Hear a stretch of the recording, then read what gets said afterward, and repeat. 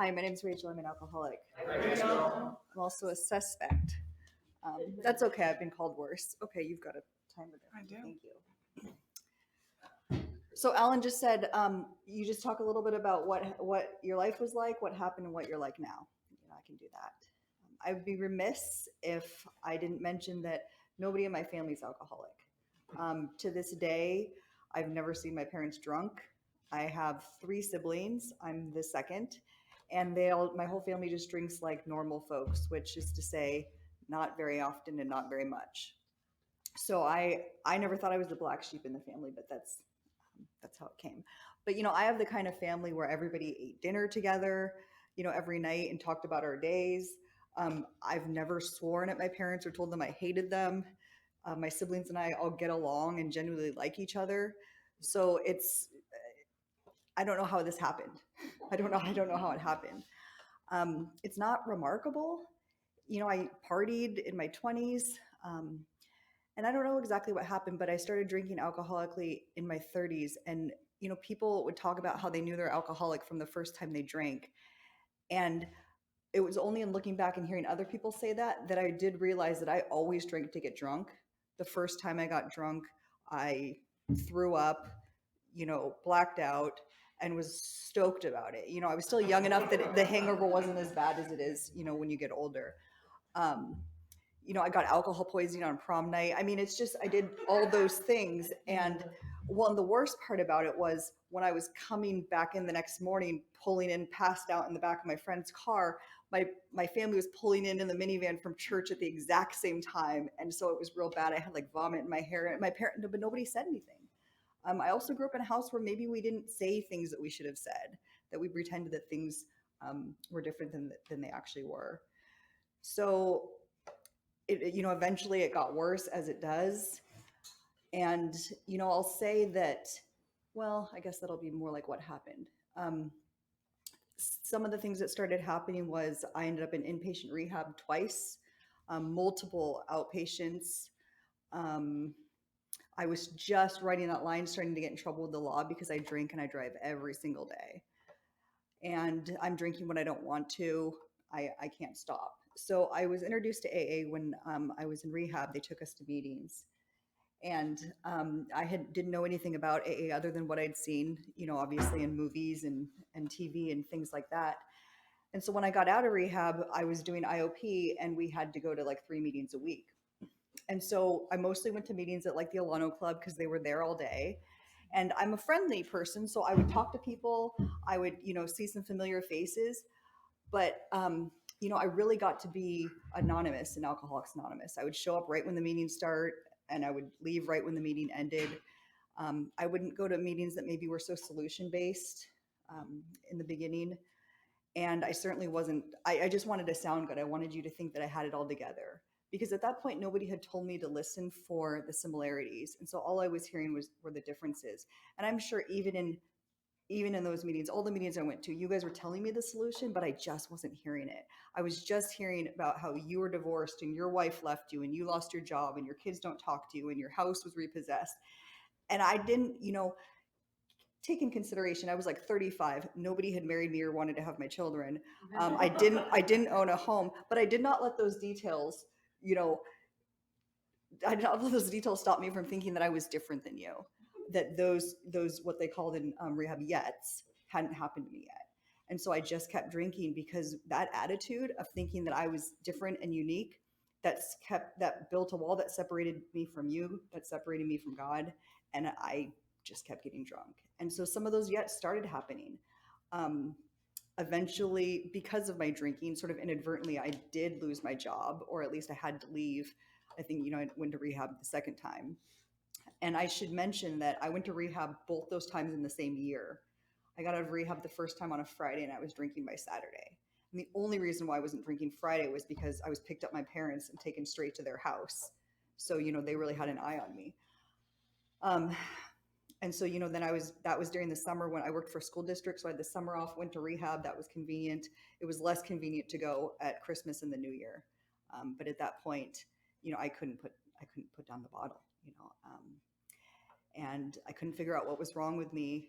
And I went back to rehab, And I kept going to meetings, kept seeing the differences, kept getting drunk.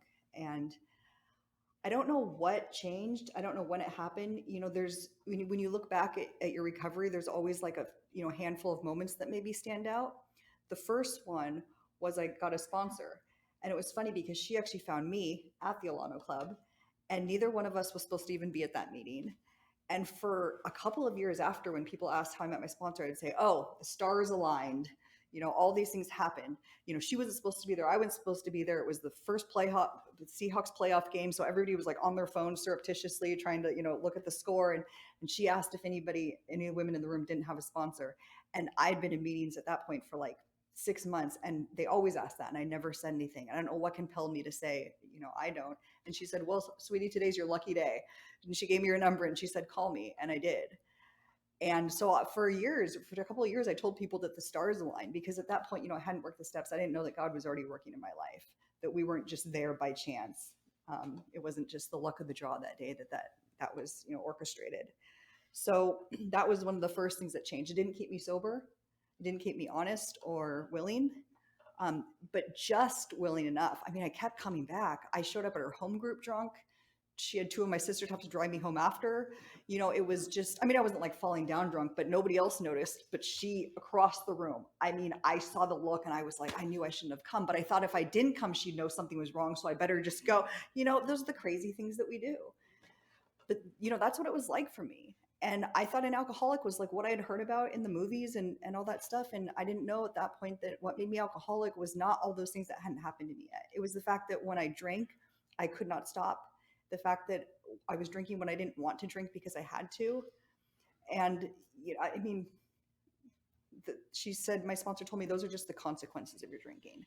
What makes you an alcoholic are these things. And the step that really turned things around when things started to change was my fifth step. And I wasn't the one that maybe was harboring so many secrets, but I had never sat in front of somebody and just been vulnerable and honest about everything. And she said, "Come over, sweatpants, no makeup." Okay. And I just for an hour just read my four steps and just dumped all this garbage in front of her. And I'm kind of like, "What's she going to say?" And she just looked at me and she said, "Yeah, me too." She's like, "I felt like you. I thought like you. I drink like you.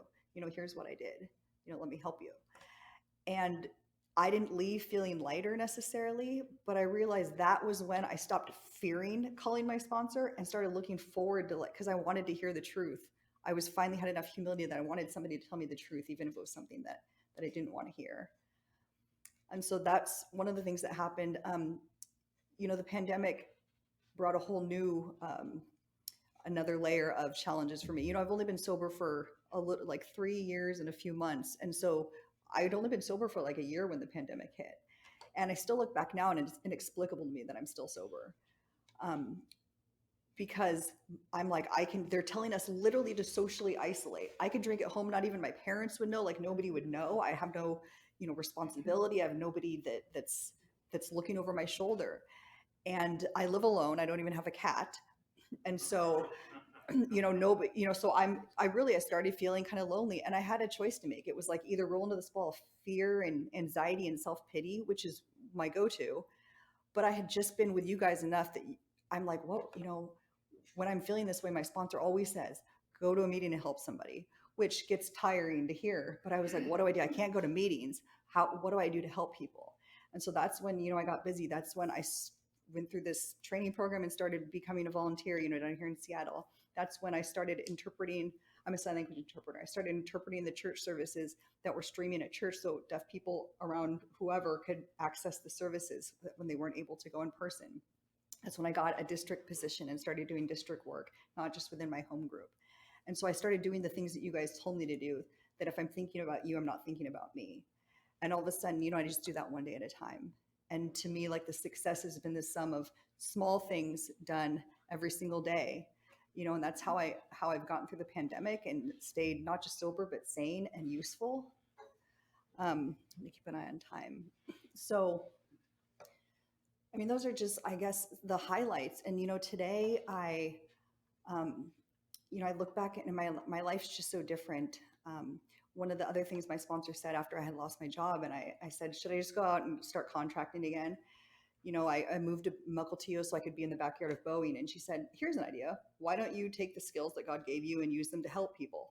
And I was like, well, isn't that what I do? She's like, no, like it wouldn't technically be service work because you're being paid for it, but maybe you could look for a way to have it be more service oriented. And so that's when I started working with deaf students, K through 12, mostly high school age is really my preference, but I've done elementary too. And because any interpreter can go flap their arms around at Boeing or Amazon and you make a lot of money. And I don't make a lot of money working in the schools. I make far less money. And I actually want to make it really clear that on the outside, on paper, my life, my life is so much better now, but like I haven't met like the Abercrombie model that I was sure I was going to get. I have not gotten rich. I make less money than I used to. I'm still single for, as of next month, 4 years. So it's not like when I got sober, all these amazing things happened in my life transformed. Nothing changed. And on the outside, things maybe in some ways got worse, but like I changed, I'm different. And I find that I don't need those other things, because when you're the grateful people, we don't need as much, we don't need a lot.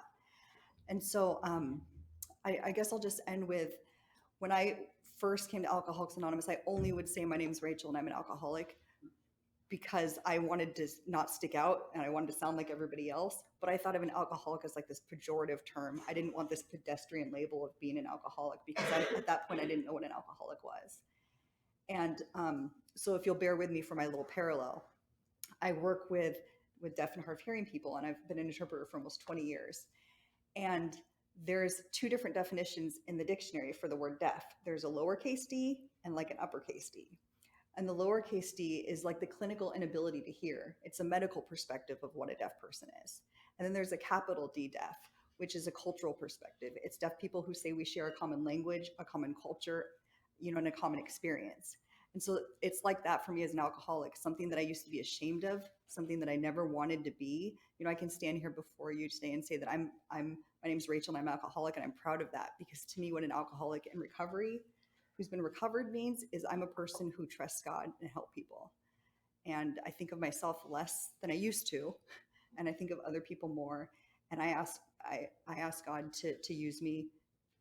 And I have a primary purpose today, which is to stay sober and help another alcoholic, and to be of maximum service to God. And that wasn't the kind of alcoholic I was when I first came in. So thank you, Alan, for asking me to be your suspect. And thank you guys for letting me share.